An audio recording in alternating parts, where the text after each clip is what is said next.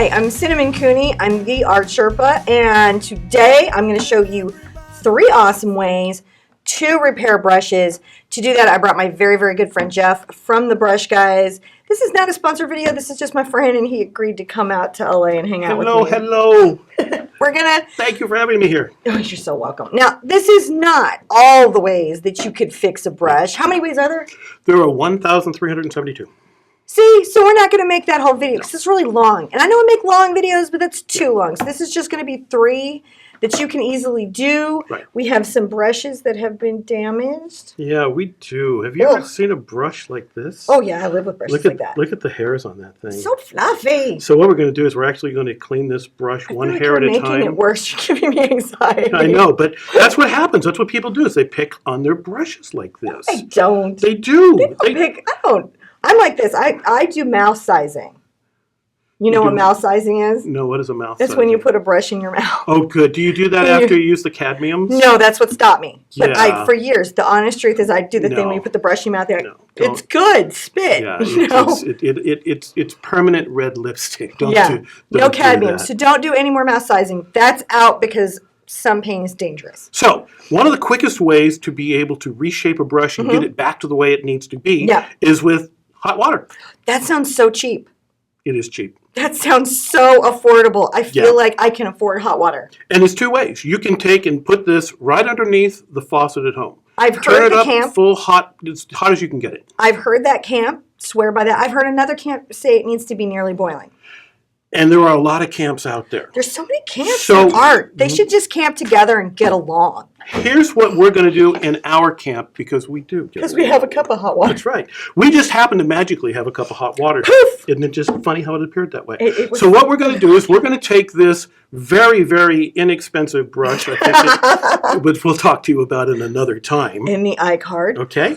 And we're going to take this and we're going to dip it right into this hot water and let it hold there for a second. How long? Like how long? Like should I just boil it, or is it short? It's not going to be a long time because you don't want to hurt all of the bristles and stuff on it. But just go ahead. Could you? You could. Because I feel like I'm like one of these people. Like if I have anything, I'm like I soak it in it. I'm like if a little is good, all of it is better. And the other thing that you want to do is make sure that you don't take it above the ferrule here. Really? Yeah, because when you take it all the way down like this, then water will leach down into this ferrule right here. Have you ever had the top of this come off of a brush before? All the time. Yeah, well that's why, is because water will leach down in there. Another reason that water will go in there and swell is you turn the brush up this way, and you let the water go down into the ferrule. How many of you have written me on Facebook, Twitter, Instagram, and here on YouTube to be like, my brush be fluffy? Yeah. That's what it is. It's that the water, and especially acrylic paint. Not as bad on watercolorists, but on acrylic artists, we really struggle. But sometimes you want a fluffy brush. Yeah, for clouds. For clouds. Clouds. All right, so bushes how and do stuff. we finish this So what we're going to do here is we're just going to squeeze this water out. Okay, seems okay, simple. Like this. Seems doable. Like this. Seems doable. And we're going to shape it. Yeah. I like how delicate you are. You like and take a look at that. It's beautiful, but will it be beautiful when it's dry? It will look exactly like that when it's dry. Woo, this is so good. That's the way you're going to... Now remember, when you let it dry, don't put it back in here like this right here. Let it dry flat. Let it dry flat. Or, if you can, let it dry this way. Oh, there's some holders. There are some holders that you can buy out there, and you'll see a whole line of brushes just hanging down like possums. Yeah. Okay? Yeah. That's a good way to do it, actually. So that's on your floor. That's one way. Now we have this one. This is stiff. So I have this where, you know what? The kids scream or something happens. I gotta go check it out. I forget that I might have still had paint on my brush. Right. Like I kind of did. You know that fast wash where you like get in the thing and you just kind of go like that? I'm going to wash it for real later. Yeah. But I'm just painting right now, and then your kids distract you, and then you come back and you're like, oh, look, a very expensive stick. Because that's what I have here is not a good palette knife. It's not a good palette knife. So there are a lot of really cool brush cleaners on the market right now. We got alcohol right here, though. Alcohol is a good way to do it. Alcohol is a good way to do it. Yeah, this is alcohol. Alcohol. Rubbing alcohol. Let me take a sip here real quick. Oh, sorry. Don't eat cadmium paint. Don't drink rubbing alcohol. That's pretty potent. Safety announcements just for you because we want you to live. That's right. So basically what do you do here? You're going to take this brush you're going to drop it into the alcohol, and you're just going to work it around. Yeah. Because you want, again, like when we put it in the hot water, you want it to be able to get through all of those fibers and get into the entire part of your brush. Come on over here and take and wipe it out. And again, just like before, shape it. Start reshaping. Reshaping is a super important step to brush recovery. Especially if you're going to use this brush for a fine edge. Yeah. A lot of times you might not have a liner. You want to go there and you're going to get a real fine edge. We use our braids for that. Exactly, exactly. So this will do the same thing to clean and shape your brush. And see, and I don't want to, this is just all recovered right here. And this doesn't damage this at all. No, and this will work on synthetic and natural. Yes. This is an expert. I mean, I can tell you this, be like, experientially, it's never killed any of my brushes in all the decades I've been painting. But he is literally an expert. Where? And his partner is an even more of an expert. Yeah, he's smarter than I am. He's just camera shy. He's just camera shy. Yeah. So what we're saying is we have verified Star Trek level fact proof Yes. that this is okay. So you can do this. You probably have rubbing alcohol in your home. Now, I'm really excited about this because this is Goldilocks. And we're going to get Goldilocks back. Goldilocks has a little paint in the ferrule. Yeah. Right? Because I'm busy and I never get them clean. Stick. Can you say stick? She's not quite, but she needs some recovery. A willowy stick. So if I were to get some paint into her, this is quinacridone.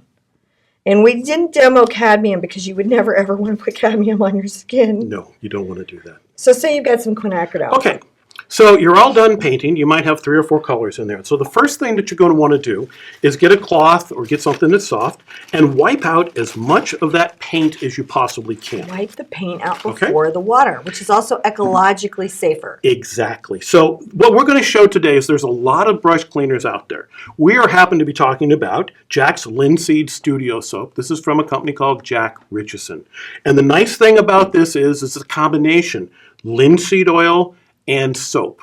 And so what it does not sponsored, we just like it. Oh, no. This is just, in fact, we invite a lot of comments back. Yeah. Let us know what you think about this. I'm not inviting comments. You know, I'm just kidding. Definitely in the comments, tell us what you think. You can tell me if you want, okay? I can handle it. So what do? So you take this brush. Yeah. And you actually dip it right into the stuff. Right here. Oh, I like that. You get right in there and you dip it. Then you take it, and remember, don't do this with a cadmium. Take it right into the center of your hand and start working all of the bristles, and you can see what happens here. All of that loose paint is starting to come out. Yeah. So you want to take that and in a tap water, you can put it under warm water and just rinse it with your hand underneath there. Or if you don't have tap water, just drop it into some water, run it through again. We've got a couple cups now. We got a lot of cups here. Yeah, so we're good. We can rinse here. You use the tap water. And wipe it out. And let's go do it again. Make sure you get all the color off of your hand. Let's do it. Not cadmium friendly. Not cadmium friendly. Quinacridone friendly. So as we pop it in here, now all of a sudden take a look and you can see this time all of that soap took out the color. It took out the color. Soap. It's just This soap. smells like my saddle soap. Yeah. From when I was a kid. Exactly. Oh, wait, and you know what this I thought was fascinating? How can you use studio soap?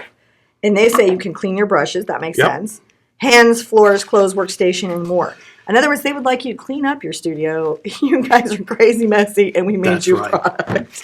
So I rinse this again. I take and I wiped it off on a nice clean cloth. Now, one of the things that you'll notice is that there's still some linseed oil in this. And so that conditions your brush. You don't want to use this for watercolor brushes. But it's great for acrylics. It's great for acrylics, and it's especially good for oils. So you can see right now, I've shaped this brush, and take a look at that right there. That pulled out a lot of the paint that was in the ferrule. And then my last tip is rubbing alcohol takes off dried acrylic paint. So one of the things that you can do when you're done cleaning your brushes is just take an alcohol wipe or rubbing alcohol you have in your house and just recover your brush. Now, I'm terrible about this. You guys know from the show, like, I'm just like so busy painting, I'm not cleaning. I'm so busy painting, I'm not cleaning. That's what happened to the house. It's not my fault. It's not her fault. It's not my fault. It's John's fault. It's John's fault. Yeah, sorry. We're just blaming John randomly. Sorry, John. He still likes us. Yeah. So I'm just, of course, there's a spot. This will work on a lot of stuff like clothes and things like that. Yeah. You know, and that happens too. You get paint where you don't want it. I don't know about you. I get paint full on everywhere. I don't know. Can you see how recovered that is? It's beautiful. It's just recovered, right? So then if you have your friends over and you're having a party and you want to look like I'm clean. Or if you want to put it in your hat. Also, I think that you should call your brush station for like after a reconditioning the recovery center. I'm just saying, I'm making a suggestion. So listen. Dr. Sherpa, that was a good point. Dr. Sherpa. Yeah. I'm so glad you came out. Yeah. Thank you. Well, thank you very much. Thanks for having so us. much fun. You know, in the comments below, tell us about your brush experiences. Tell us about how you like to clean your brushes. And go on Facebook and Instagram and Twitter and send me pictures of your most jacked up, messed up, abused brush. I mean, like your poor Dreggles in the cup. You know the one I'm talking about? The super fluffy that you're like, this is really good for clouds. That brush. Let's celebrate those brushes that have completely moved across the rainbow bridge as a brushes everywhere. I so appreciate your time. Thank you. Jeff, if you liked him, they've got more tips and information. We do. I've been using it. I'll share that in the description below. All information is always in the description below. Oh, and also for this product, information in the description below. I want to see you guys at the easel really soon. Keep those brushes clean. Keep them clean. See ya. Thanks. Come join us live Tuesday, Thursday, and Saturday at 11 a.m. Central, or enjoy one of the hundreds of paintings available on replay anytime